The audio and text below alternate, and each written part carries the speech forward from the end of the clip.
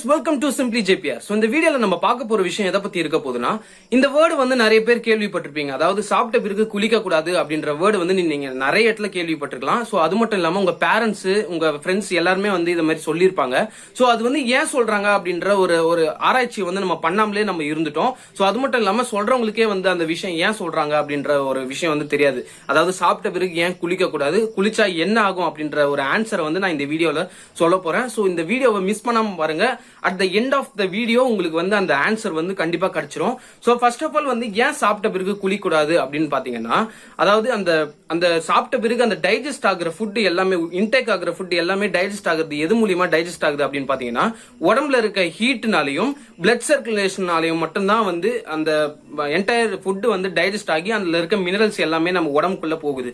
So அந்த ஒரு விஷயம் வந்து நம்ம வந்து குளிக்கும் போது என்ன ஆகுது, சாப்பிட்ட உடனே போய் குளிக்கிறதுனால என்ன ஆகுது அப்படின்னு பாத்தீங்கன்னா, நீங்க குளிக்கும் போது பாடி டெம்பரேச்சரை வந்து மெயின்டைன் பண்றதுக்காக அந்த ஹீட் வந்து என்ன பண்ணும்னா, அவுட்டர் சர்ஃபேஸ் நம்ம ஸ்கின்னுக்கு எல்லாமே வந்து வயிற்று பகுதியில இருந்து ஸ்கின்னுக்கு வந்துரும். அதாவது அந்த ஹீட் ப்ராசஸ் வந்து ஸ்கின்னுக்கு வந்துரும். பிளஸ் வந்து பிளட் சர்க்குலேஷனும் வந்து குறையுது அப்படின்னு சொல்லியிருக்காங்க. சோ அதனால என்ன ஆகும் அப்படின்னு பாத்தீங்கன்னா, உள்ள இருக்க ஃபுட் எதுவுமே வந்து டைஜஸ்ட் ஆகாம அப்படியே ஸ்டேபிளா நின்னு, சோ உங்களுக்கு அந்த ப்ராப்ளம்ஸ், அதாவது நீங்க குளிச்ச உடனே உங்களுக்கு வந்து அந்த மந்தமா இருக்க நிலைமை வந்து வந்துரும். சோ உங்களுக்கு வந்து அந்த அன்கம்ஃபர்டபிள் ஃபீலிங் வந்து நிறைய பேர் ஃபீல் பண்ணிருப்பீங்க. ஆனா அது வந்து ஏன் வருது அப்படின்னு வந்து உங்களுக்கு தெரியாம இருந்திருக்கும். சோ நீங்க உங்களுக்கு அந்த மந்தமா இருக்க ஃபீலிங் வந்து பாத்தீங்கன்னா, உங்களுக்கு வந்து அந்த பிளட் சர்க்குலேஷன் வந்து கம்மி ஆகுறதுனாலையும், பிளஸ் வந்து ஹீட் ப்ராசஸ் வந்து வெளியில வந்துருது. அதாவது உள்ள இருக்க ஃபுட் வந்து ஹீட் மூலியமா தான் டைஜஸ்ட் ஆகுது. அந்த ஹீட் இல்லாத போது என்ன ஆகுதுன்னா, அந்த ஃபுட் வந்து பாத்தீங்கன்னா டைஜஸ்ட் ஆகாம அப்படியே நின்னுருது. சோ அது மட்டும் இல்லாம உங்களுக்கு அந்த வயிற்று போக்கு, கேஸ் ஃபார்மேஷன், அந்த மாதிரி நிறைய ப்ராசஸ் வந்து நடக்குது அப்படின்னு வந்து சொல்லியிருக்காங்க.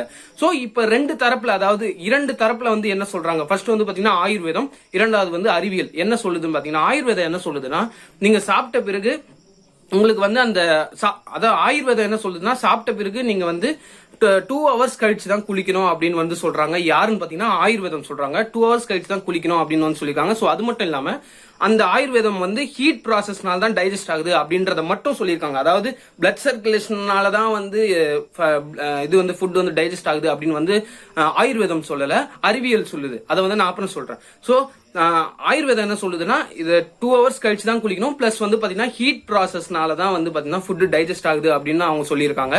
சோ இதே வந்து நம்ம அறிவியல், அதாவது இப்ப இருக்க காலத்துல இப்ப இருக்க டாக்டர்ஸ் எல்லாம் என்ன சொல்றாங்கன்னு பாத்தீங்கன்னா, பிளட் சர்க்குலேஷனால தான் வந்து டைஜஸ்ட் ஆகுது ஃபுட் அப்படின்னு வந்து சொல்லியிருக்காங்க. சோ அந்த பிளட் சர்க்குலேஷன் நீங்க குளிக்கும் போது அப்படியே வந்து கம்மியாயிடுது. நீங்க சாப்பிடும் போது அப்படியே ஃபுல் சர்க்குலேஷன்ல இருக்கும். அந்த நீங்க ஸ்வெல்லிங்கா இருக்கட்டும், உள்ள இன்டேக் ஆகட்டும், அப்ப வந்து பாத்தீங்கன்னா ஃபுல்லா வந்து அந்த பிளட் சர்க்குலேஷன் வந்து ரொம்பவே அதிகமா இருக்கும். சோ அப்ப வந்து என்ன ஆகும், குளிக்கும் போது என்ன ஆகும்னா அப்படியே ஸ்லோ டவுன் ஆகிடும். அப்படியே வந்து குளிக்கும் போது ஸ்லோ டவுன் ஆகி உங்களோட ஃபுட் வந்து அப்படியே வந்து நின்னுறதுனால அதுல இருக்க மினரல்ஸ் எதுவுமே போகாம ஃபுல்லா வந்து கேஸ் ஃபார்மேஷன் ஆகி அவங்களுக்கு வந்து டைஜஸ்ட் ஆகாம உங்க மந்தமான நிலைக்கு தள்ளுது அப்படின்னு சொல்லியிருக்காங்க. சோ அறிவியல் வந்து என்ன பண்ணுதுன்னா, நீங்க 1/2 hourலயே குளிக்கலாம் அப்படின்னு சொல்லுது.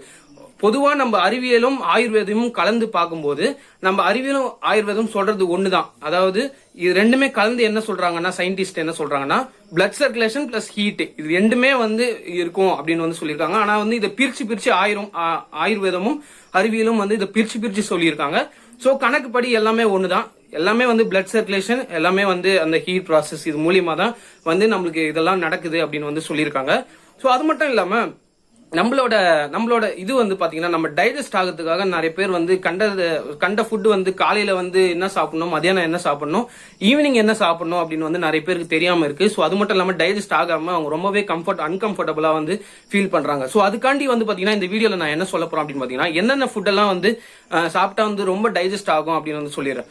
ஃபர்ஸ்ட் ஆஃப் ஆல் என்ன பண்ணக்கூடாதுன்னு நான் சொல்லிடுறேன். ஃபர்ஸ்ட் ஆஃப் ஆல் வந்து பாத்தீங்கன்னா, உங்களுக்கு அந்த சாப்பிடும் போது அந்த ஃப்ரூட்ஸ் நிறைய பேர் வந்து பாத்தீங்கன்னா சாப்பிட்டுட்டு உடனே வந்து ஃப்ரூட்ஸ் சாப்பிடுவாங்க. அந்த மாதிரி சாப்பிடவே கூடாது. ஏன்னு பாத்தீங்கன்னா, அந்த சாப்பிட்ட பிறகு உடனே வந்து நம்ம ஃப்ரூட் இன்டேக் பண்ணிக்கிட்டோம் அப்படின்னா அதோட அந்த ஃப்ரூட்ஸோட மினரல்ஸ் புரோட்டீன்ஸ் எல்லாமே வந்து பாத்தீங்கன்னா பாடியில இன்டேக் ஆகாம போயிடும். ஏன்னு பாத்தீங்கன்னா, உள்ள இருக்க ஆல்ரெடி இருக்க ஃபுட் வந்து பாத்தீங்கன்னா கொலாப்ஸ் ஆகும் போது ஹீட்ல அந்த ஃப்ரூட்ஸும் சாப்பிடும் போது அந்த மினரல்ஸ் வந்து ஃபுல் மினரல்ஸ் 100% மினரல்ஸ் வந்து நம்ம உடம்புக்கு வராம போயிடும். சோ அதனால மட்டும் தான் வந்து சாப்பிடும் போது நம்ம வந்து ஃப்ரூட்ஸை இன்டேக் பண்ணக்கூடாது அப்படின்னு வந்து சொல்லியிருக்காங்க.